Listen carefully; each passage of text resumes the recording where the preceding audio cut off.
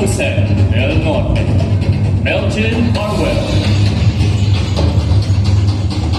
Ang Agusan del Norte ay isang lalawigan sa rehiyon ng Caraga na kilala sa mayamang kultura at kasaysayan.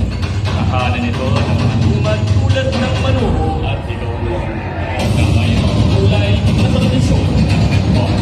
Ang mga disiplin tulad ng mga kagayan basketball ay pinagdiriwang bilang pagpapakita ng pasasalamat at pagkilala sa kultura ng mga katutubo. Mahalaga sa kanila kalikasan kaya maraming paniniwala at kawalian ang konektado sa ilog, bundok at kagubatan. Once again, Agusan del Norte, Melvin Barwell. Candidate number 2, Cebu, Carl Mercado.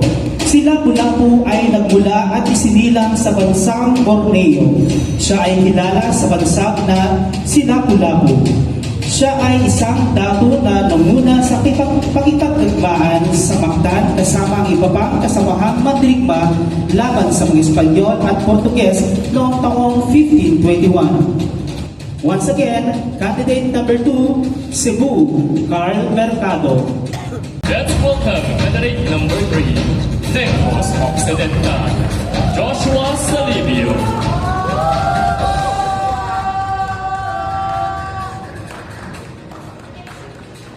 Na tinatawag na mag-aso Falls. Pinangalanan ang mga ito mula sa salitang aso o puso dahil sa ambon na nabubuo mula sa malakas na pagbagsak ng tubig na nakawig ng puso.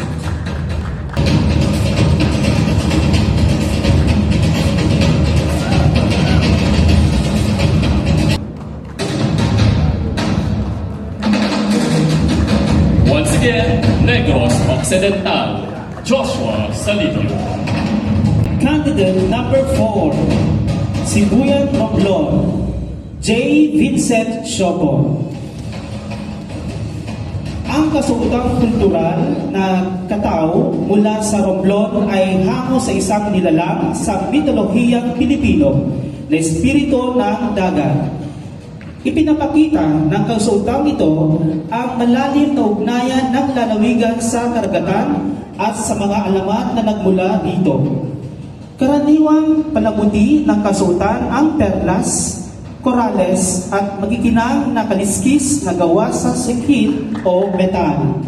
Madalas itong sinusuot sa mga selebrasyon. Let's welcome candidate number 5 from Pasig City, Hugh Velasco.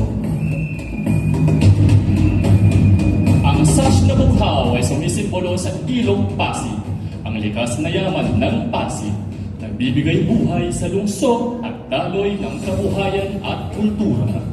Ang babor o barko ay ang diwang palangay ng mga Pilipino o ang bayanihan ng mga Pilipinong tungong progreso.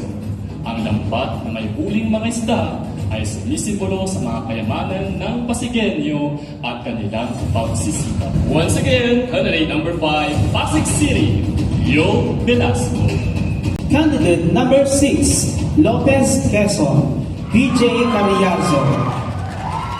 Behold Agatha, isang napakagandang warrior costume na inspirasyon ng mga tribong Acta, Lopez at dumagat sa Quezon Province. Ginawa gamit ang bao ng nyog, mga kwintas na gawa sa kahoy, balig at mga katutubong basket. Ang bawat elemento ay nagbibigay pugay sa kasiningan ng ating mga ninuno. Dinisenyo at tinahi ng kanyang sariling mga kamay ang obra maestra ng tribo. Let's welcome candidate number 7, Occidental Mindoro, Jackson Runs. Si Machete ay hango sa isang klasikong comic book na sinulat ni Pablo Gomez.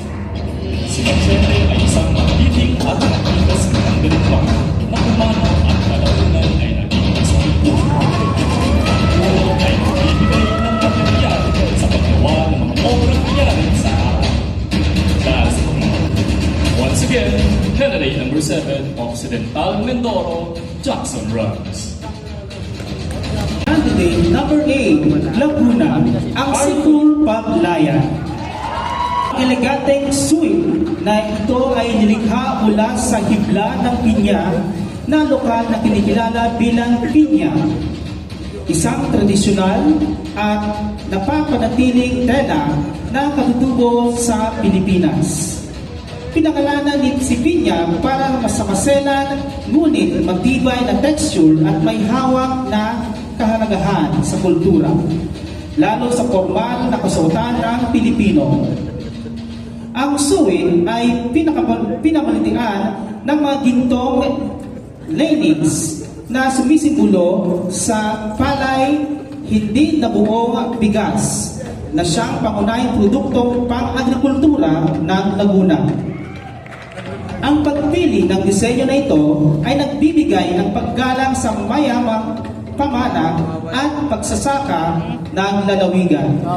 Candidate number 9, Benguet, Kelvin de la Cruz.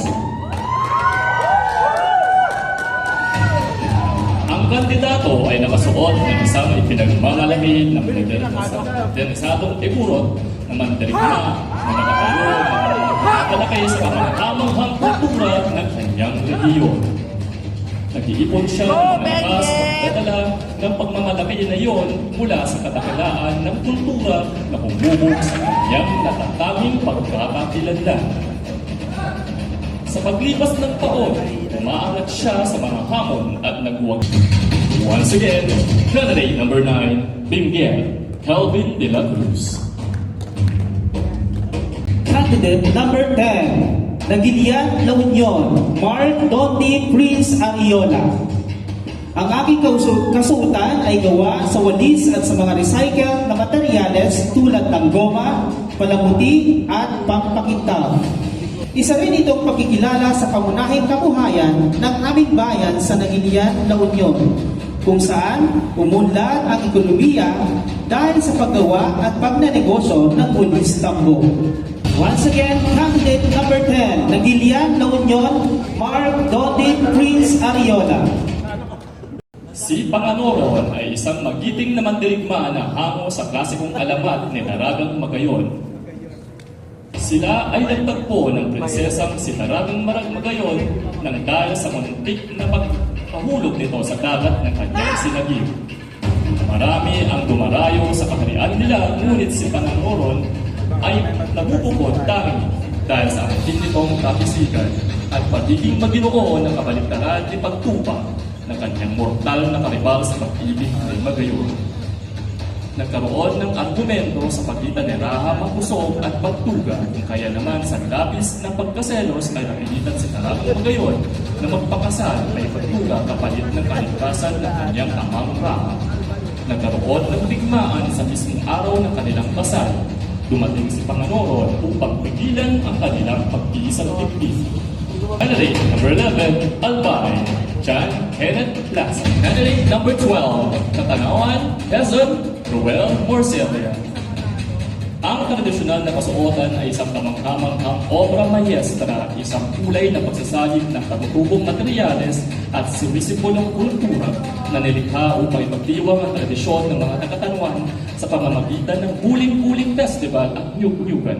Ang kasuotan ay isang patunay na pagmalikhain at talino ng mga mamamayan kung saan 60% ng kabuuang materyales ay mula sa niyog at once again, candidate number 12, Katanawan, Quezon, Ruel Morcilla.